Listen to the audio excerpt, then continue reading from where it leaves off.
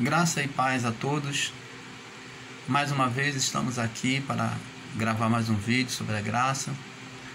E eu queria nesse dia estar ainda comentando sobre a passagem em que Jesus está no deserto. Seria o diabo um ser visível? Seria o diabo um ser de cauda? Ou seria apenas a carne de Jesus que estava sendo manifesta ali, naquele momento, na tentação do deserto? A palavra de Deus diz que Jesus, ao ser conduzido pelo Espírito ao deserto, é tentado. Chega a ele o tentador e ele é tentado. E o tentador chega para ele e a primeira proposta é: se tu és filho de Deus, transforma essas pedras em pães. Você vê, meus amados irmãos, que a proposta aqui é para fazer manifestar o poder de Deus em benefício próprio. Com tantas tentações, com tantas coisas que o ser de cauda, descrito pelo sistema, poderia fazer, destruir Jesus, ou exigir algo sanguinário, que ele fizesse uma matança terrível àquela nação. E ele então vem fazer a proposta em transformar pedras em pães para beneficiar a ele mesmo. E por que isso se sucedeu? Porque, na verdade, amados, esse tentador não é um ser de cauda. Esse tentador apresentado aqui nessa passagem de Jesus no deserto é apenas a sua própria natureza humana que começa a se levantar. Assim como hoje o poder de Deus é liberado para nós mediante a fé, muitos homens, muitos pastores têm usado o poder também para transformar pedras em pães. A mesma proposta que o tentador fez a Jesus tem feito a muitos homens, dito como homens de Deus, mulheres de Deus, e tem, ao invés de Jesus, eles têm caído nessa cilada da sua carne, têm transformado pedras em pães. Talvez você me pergunte: como, irmão Paulo? Explica melhor. Em Mateus 7, capítulo 7, do verso 21, 22, Jesus disse: porque naquele tempo muitos dirão: Senhor, deixa-nos entrar no teu reino.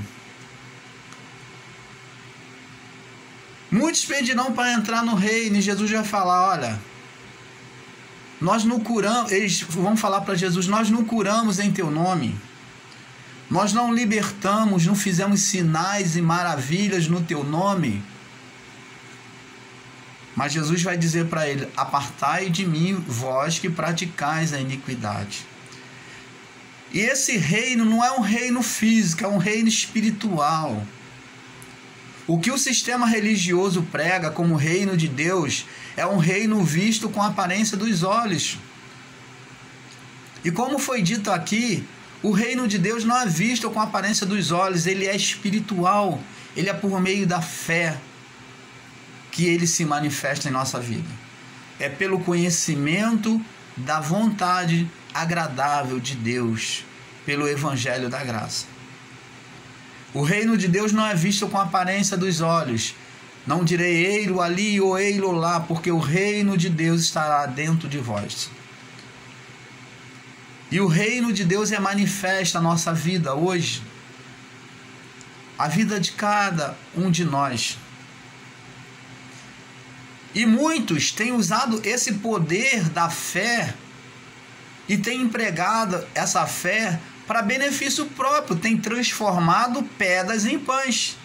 Diferente do Senhor Jesus, que rejeitou a proposta da sua carne, essas pessoas têm transformado pedra em pães. Porque elas querem satisfazer o seu ventre.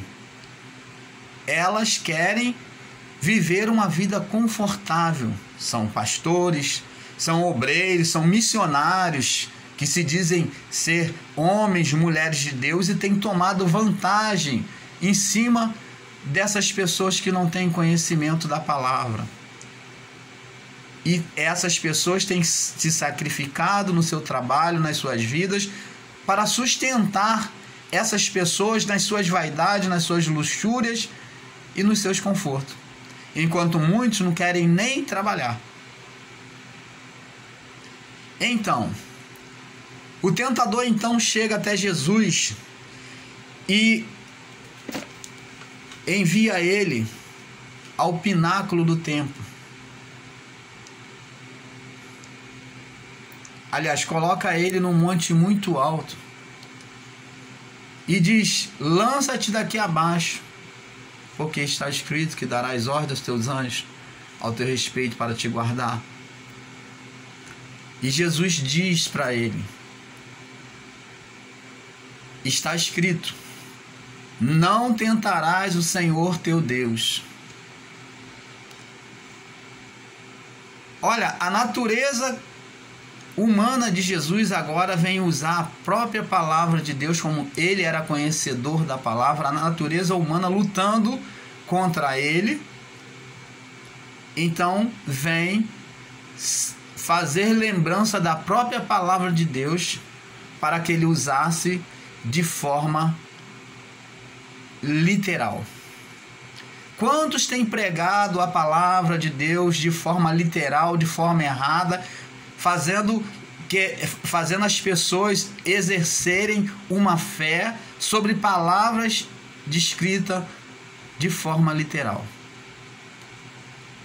tentando a Deus, confrontando a Deus, dizendo que Deus tem que dar, que Deus tem que fazer, colocando Deus como se fosse servos deles, porque dizem que está escrito, então Deus tem a obrigação de fazer, porque deram os seus dízimos, fizeram os seus sacrifícios, e dizem que Deus é obrigado, Deus tem que fazer, porque Deus não pode mentir.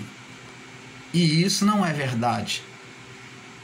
Esse é outro fato que o tentador, o chamado diabo do sistema religioso, tem pegado muitas pessoas na interpretação errada. Tomam a palavra no sentido literal e fazem dela um amuleto para sair dos seus problemas. E o tempo todo usando o nome de Jesus, em nome de Jesus, em nome de Jesus, como amuleto, como uma lâmpada de Aladim que tem que estar esfregando, repetindo, tantas vezes seja, para que o milagre aconteça, para que seja livre do mal. E não é esse Deus que é apresentado para nós na palavra. Esse Deus quem tem apresentado é o sistema religioso durante todo esse tempo. Um Deus místico, um Deus lendário, um Deus de fábula judaica, que prossegue até hoje no nosso meio, que tem se arrastado e tem entrado no meio evangélico, no meio religioso. Deus, ele é amor. E ele não tem, de forma alguma, trazido até nós esse ensino enganoso. E outro ponto, diz a palavra que ele levou sobre o pináculo do templo, o tentador. Levou Jesus. Você imagine, meus irmãos, um homem cheio do Espírito Santo, em que Deus diz que tem prazer nele, e o diabo vem pegar ele como se fosse uma marionete, puxando pelas cordinhas, levando ele e fazendo dele o que bem quisesse. Se ele estava cheio de Deus, por que o maligno então tocou nele a ponto de transportar nessa interpretação literal que o sistema ensina, que pegou Jesus e transportou, teve autoridade sobre o corpo dele para transportar ele. Que interpretação errônea, que interpretação totalmente errada, equivocada. Um ser cheio do Espírito Santo, a qual o diabo do sistema pega ele, faz marionete dele, leva para onde quiser e bota em cima do monte, e bota lá em cima no pináculo do templo e diz: tudo isso te darei se prostrado me adorares. Mas na verdade quem estava oferecendo essa proposta a ele era a sua carne, a sua natureza carnal, que era inimiga da vontade de Deus. A sua carne queria conduzir ele ao fracasso, no resgate das nossas vidas, na sua entrega na cruz. Ele seria imperfeito se assim atendesse à vontade da carne. Então, amados, Jesus não aceitou. Ele disse, o tentador disse, a sua carne: tudo isso te darei se prostrado me adorares. E então Jesus disse para a sua carne: somente ao Senhor teu Deus adorarás, somente a Ele servirás. Então, amados, que possamos entender a vontade de Deus e não se deixar como muitos, a qual tem buscado dominar, como sistema religioso, muitos deles têm aceitado essa proposta de Satanás, da sua carne, e têm dominado reinos. Quantos têm formado império aí? Quanto em muitas igrejas aí, eles têm feito igreja suntuosa para te aprisionar, para te dominar, para impor sobre a sua vida a vontade deles, que não tem nada a ver com a vontade de Deus. E essa foi a proposta: dominar nações. Essa foi a proposta que a carne de Jesus ofereceu para ele, o tentador. E que nós possamos, em nome de Jesus, entender essas coisas, possamos acordar para a verdade que é a graça. Esse diabo fantasioso que o sistema religioso criou, ele nunca existiu. Esse diabo que é tomado como Satanás, ele existiu sim, como a lei que sentencia o homem à condenação. Esse foi o diabo, foi o espírito vivido sobre a rebeldia, a iniquidade, aquele espírito que contagiava cada ser, cada nação ao fracasso, à derrota, à morte, ao pecado. Esse espírito que existiu, ele já não existe mais, porque Jesus venceu na cruz. Esse espírito de repetição do pecado, a qual Deus condenava, reprovava toda a nação, toda a nação, toda a criação. Então, que possamos refletir sobre isso. Que a paz do Senhor Jesus esteja em cada coração.